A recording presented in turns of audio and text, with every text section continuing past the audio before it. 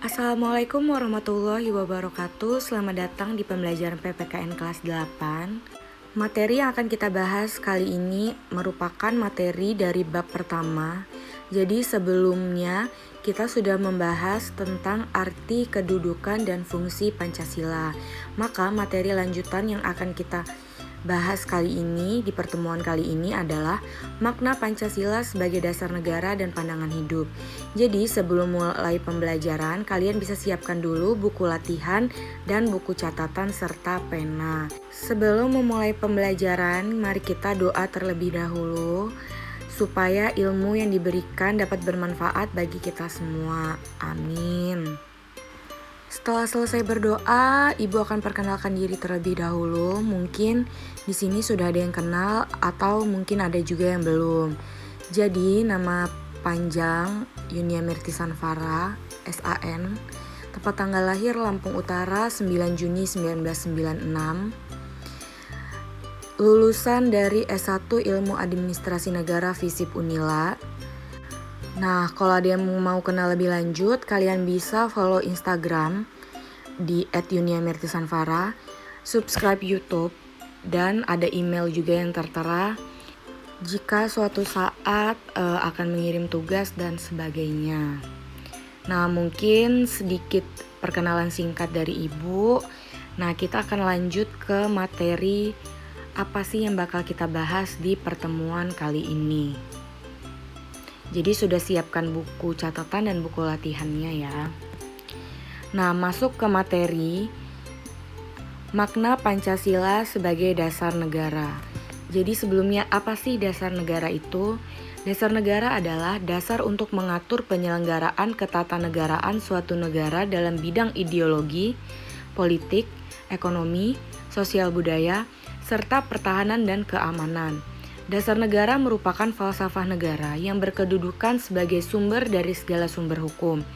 Falsafah negara atau dasar negara menjadi sikap hidup, pandangan hidup bagi masyarakat, bangsa, dan negara. Sejak proklamasi kemerdekaan pada tanggal 17 Agustus 1945, bangsa Indonesia sepakat bahwa dasar negara Indonesia adalah Pancasila yang terdiri atas 5 sila yang terdapat dalam lambang negara, yaitu Garuda Pancasila. Ibu yakin semua di sini sudah hafal 5 sila dalam Pancasila karena setiap upacara hari Senin selalu kita bacakan dan sudah dipelajari sejak kita masih di TK maupun di sekolah dasar. Pancasila itu selalu kita sebutkan. Jadi nggak mungkin ada yang nggak hafal. Kalau ada yang masih nggak hafal, Ibu mohon tolong dihafalkan Pancasila ini karena Pancasila merupakan dasar negara. Oke, kita lanjut. Jadi Pancasila sebagai dasar negara itu punya tujuan. Jadi Pancasila itu bertujuan untuk mengatur penyelenggaraan pemerintah. Pancasila menjadi sumber dari segala sumber hukum dalam kehidupan bernegara. Maka Pancasila sebagai dasar negara itu menjadi pedoman dalam pembentukan peraturan perundang-undangan. Oleh karena itu, peraturan perundang-undangan di NKRI harus bersumber pada Pancasila. Jadi segala peraturan perundang-undangan itu sumbernya itu harus dari Pancasila. Jadi nggak boleh keluar dari konteks Pancasila itu tadi. Kalau ada yang menyeleweng dari 5 sila itu berarti udah termasuk tindakan yang melanggar peraturan hukum itu sendiri. Nah, gimana sih kalau negara itu nggak punya dasar negara? Jadi negara yang tidak memiliki dasar negara berarti negara itu tidak memiliki pedoman dalam penyelenggaraan kehidupan bernegara yang dapat mengakibatkan negara tersebut tidak memiliki arah dan tujuan yang jelas, sehingga mudah menimbulkan terjadinya perpecahan, kekacauan, dan perselisihan. Jadi kalau suatu negara itu nggak punya dasar negara, jadi nggak punya landasan kan, jadi mereka itu nggak punya arah atau tujuan yang jelas, jadi mengakibatkan mudah terjadinya perpecahan, kekacauan, dan juga perselisihan. Itu kalau negara nggak punya dasar negara, itu akibatnya. Nah, alasan kenapa sih Pancasila itu dijadikan dasar negara di Indonesia. Jadi yang pertama, Pancasila itu digali dari adat dan budaya bangsa Indonesia. Nah, yang kedua, Pancasila memiliki potensi menampung kondisi dan sifat pluralistik bangsa. Yang ketiga, Pancasila itu menjamin kebebasan warga negara untuk beribadah menurut agama dan keyakinannya. Jadi agama yang diakui di Indonesia ini ada 6. Islam, Protestan, Katolik, Hindu, Buddha, dan Konghucu. Jadi kalau ada warga negara yang menganut selain 6 agama tersebut, berarti itu udah menyalahi Pancasila, khususnya menyalahi di sila pertama. Nah, jadi maksudnya di sini bebas untuk menganut agama apapun, keyakinan apapun, tapi yang diatur oleh undang-undang, yaitu 6 agama itu tadi. Nah, yang keempat, Pancasila itu potensi menjamin keutuhan NKRI. Yang kelima, Pancasila memberikan landasan bagi bangsa Indonesia dalam mengantisipasi ancaman, tantangan, hambatan, dan gangguan dalam hidup bermasyarakat, berbangsa, dan juga bernegara. Nah, yang keenam, Pancasila memberikan jaminan terselenggaranya demokrasi dan hak asasi manusia sesuai dengan adat dan budaya bangsa. Yang ketujuh, Pancasila menjamin terwujudnya masyarakat yang adil dan sejahtera. Nah, lalu apa aja sih dasar hukum Pancasila itu sebagai dasar negara? Jadi Pancasila sebagai dasar negara itu diatur juga ada dasar hukumnya nih. Jadi yang pertama ada di dalam pembukaan Undang-Undang Dasar 1945. Jadi setiap hari Senin upacara pembukaan undang-undang itu selalu kita bacakan, ya kan? Tujuannya apa sih? Kenapa pembukaan undang-undang itu harus selalu dibacakan di setiap upacara? Jadi tujuannya itu untuk mengingatkan kepada kita selaku generasi muda tentang rasa syukur bangsa Indonesia yang sudah lepas dari jajahan.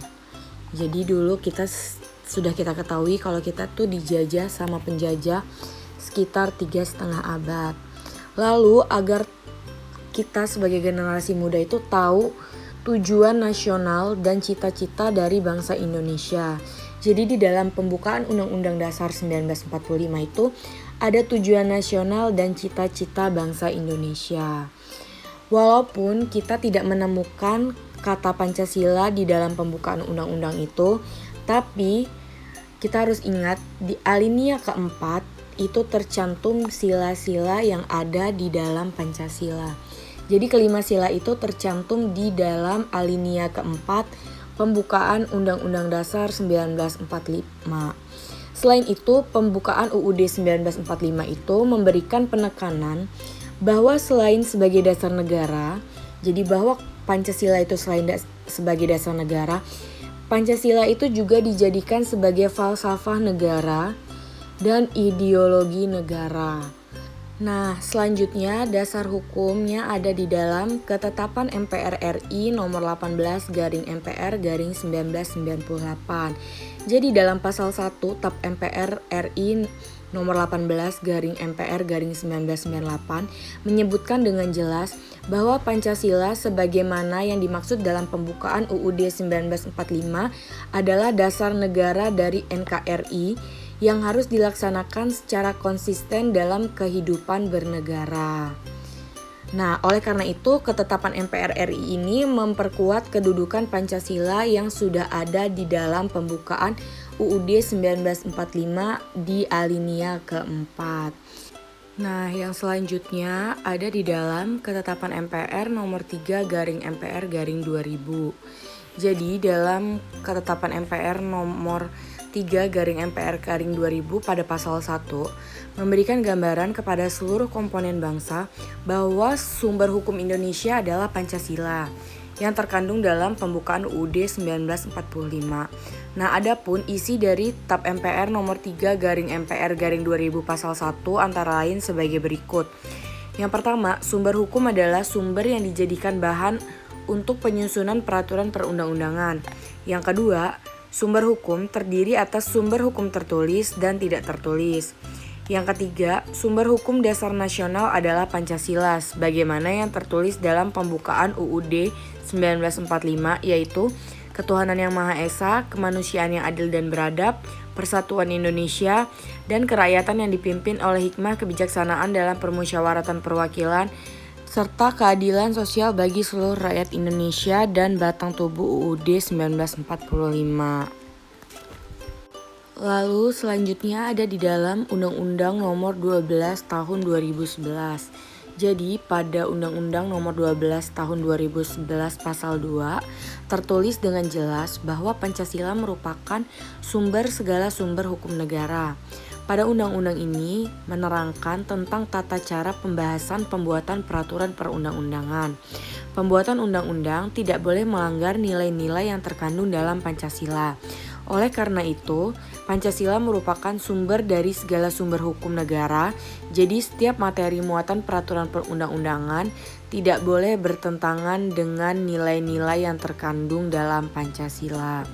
Jadi, segala aturan hukum dan perundang-undangan yang ada di Indonesia itu tidak boleh bertentangan dengan nilai-nilai Pancasila. Selanjutnya, makna Pancasila sebagai pandangan hidup. Jadi setelah mengetahui makna Pancasila sebagai dasar negara, apa sih makna Pancasila sebagai pandangan hidup?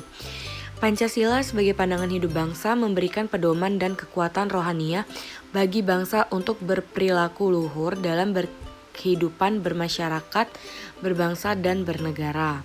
Dalam Pancasila terkandung konsep mengenai kehidupan yang dicita-citakan serta dasar pemikiran dan gagasan mengenai wujud kehidupan yang dianggap baik.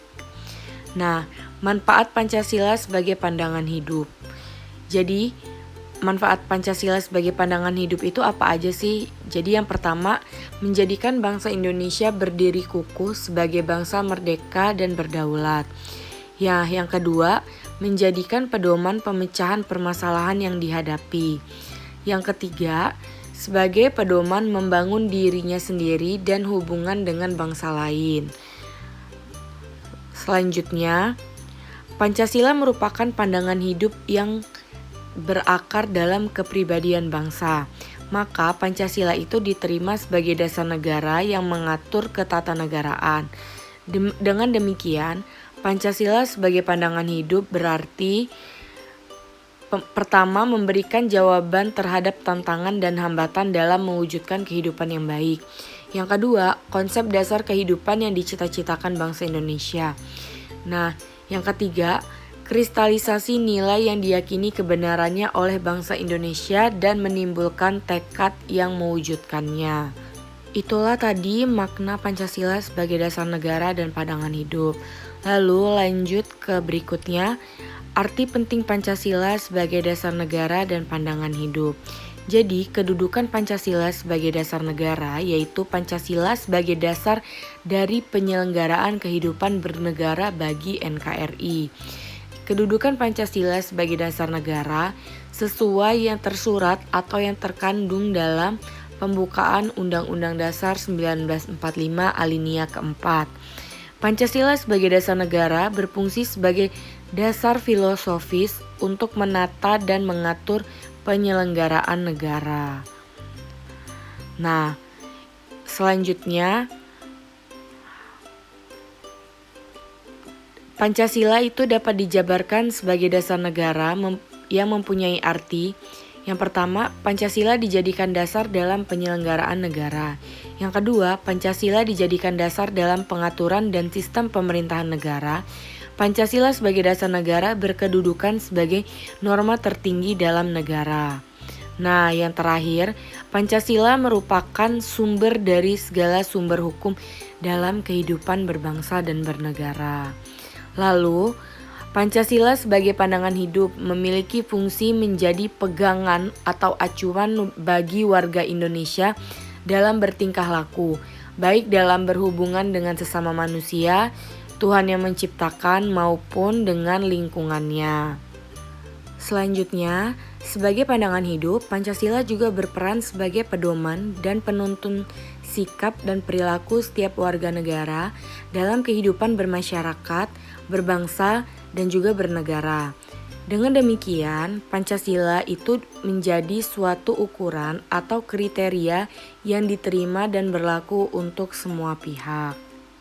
Nah, sekian materi pada pertemuan kali ini. Jadi untuk mengasah kemampuan kalian, Ibu sediakan tugas individu yang kalian kerjakan di buku latihan. Jadi tugas individu ini ada 5 soal. Nanti dikerjakan masing-masing, ditulis soalnya, lalu baru dijawab. Nah, ada 5 soal. Lalu nanti kalian kumpulkan di guru mata pelajarannya masing-masing. Kalau khusus yang Ibu ajar, nanti Ibu sediakan link pengiriman tugasnya di grup kelas masing-masing.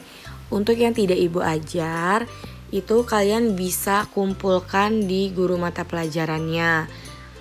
Jadi bisa ditanyakan lebih lanjut nanti pengumpulan tugasnya via apa. Nah, jangan lupa dikerjakan dan terakhir dikumpul pada pertemuan minggu depan. Mungkin cukup di sini saja, cukup sampai sini dulu pertemuan kali ini. Nah, apabila masih ada yang kurang jelas dan ingin dipertanyakan, kalian boleh pertanyakan di grup pembelajaran atau kalian langsung komen saja di video ini. Di video YouTube ini kalian komen. Jangan lupa dikerjakan tugasnya, semangat belajar dan tetap patuhi protokol kesehatan. Apabila ada kesalahan, Ibu mohon maaf. Kepada Allah, Ibu mohon ampun. Cukup sekian. Terima kasih. Wassalamualaikum warahmatullahi wabarakatuh.